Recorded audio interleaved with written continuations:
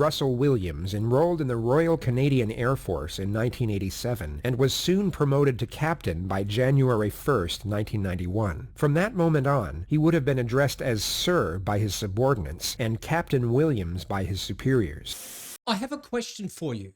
Let me set this up.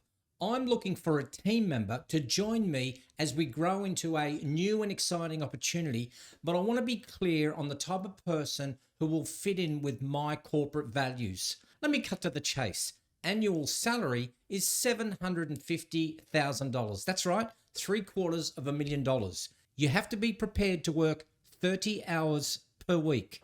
You will receive 6 weeks annual leave, and also your medical insurance will be paid. The contract is for 3 years. Now, before I get into the details, who's in? Now, apart from the usual duties to which I will forward to the successful applicants for the interview, there are 2 duties that I would require for you to undertake on a daily basis if you are the chosen one. Firstly, you must address me each morning by chanting, "Good morning, O Great One. I am blessed to be employed by the great Mr. Forstmann." And the second duty is every morning, each and every morning, on arrival, you must kiss my boots.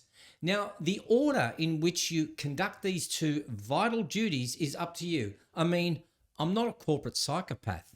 Now, if you're interested in this once-in-a-lifetime opportunity, just reply with "count me in," and I'll get my boots ready. Which brings me to a message that I received on LinkedIn, and it reads, "Hi Gerald, I'm really enjoying your videos, especially around de-escalation and empathy. Do you have some tips on how we as a team can deal with our line manager? She's only been in the role for a few months and already the cracks in her ability to undertake the role is starting to crack. She is very charming to upper management and knows how to manipulate them with her over-the-top groveling. Whenever I ask for assistance in an area that I struggle, she has zero compassion and has no empathy. Any suggestions or tips would be appreciated." Now, I'm sure that we have all heard of the term the corporate psychopath. You may think that you're the one going crazy, but I wonder if you can spot the telltale signs when working with them. Let's first get an understanding of the word psychopath. Psychopathy is a personality disorder characterized by a lack of empathy, remorse, and conscience, along with manipulative and antisocial behavior. In a corporate context, a psychopathic boss may display several traits, such as they may be charismatic and appear charming on the surface to try to manipulate others. They may also disregard the feelings, needs, and well-being of their employees. They may even use manipulation tactics to achieve their goals, often without regard for any of the consequences. They also may have an inflated sense of self-importance and may feel entitled to special treatment or privileges. And they may even engage in dishonesty and lie to advance their agenda or manipulate others.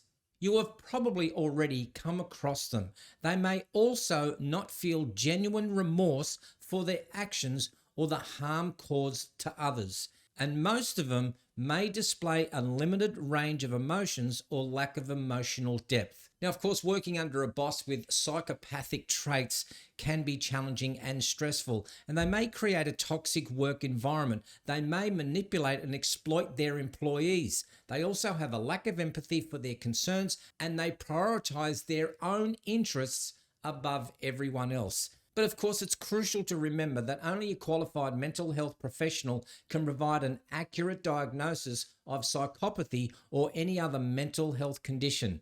If you believe your boss may be exhibiting such traits, it may be helpful to consult with a professional who you can provide guidance and support based on your specific situation. But in the meantime, there are ways that you can deal with a boss who exhibits psychopathic traits, and there are some strategies that you can consider to navigate the situation. Firstly, keep a record of specific incidences, conversation, and any problematic behavior that you observe. Now, this documentation can be useful if you need to report the behavior to HR or higher management. See if you can familiarize yourself with the company's policies and procedures regarding workplace behavior, harassment, and conflict resolution. This knowledge can empower you to take appropriate steps and protect your rights. And if necessary, check out your company's values. I'm sure they have consulted the best in the business to undertake a complex deep dive to create a list of values. Now, just a quick Google search will show you what some of the top 10 companies have as their overarching values. For example, if you work at Volkswagen and you feel that your boss undermines you or you feel excluded from the team, then you should raise this with upper management. And if the behavior of your boss becomes intolerable or crosses ethical or legal boundaries, consider reporting the issue to your human resources department and provide them with any documented evidence that you have gathered to support your case, including a copy of your company's values that include mindful and together, such as the case here with Volkswagen.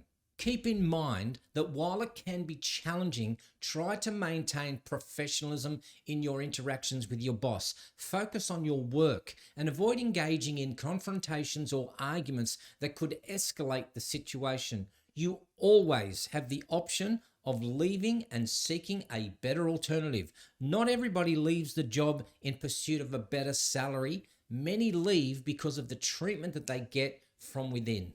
Finally, just remember that every situation is unique, and it's important to assess your options based on the specific dynamics in your workplace. Prioritize your well-being and consider seeking support from professionals who can guide you through the process. Now, who's ready to kiss my boots?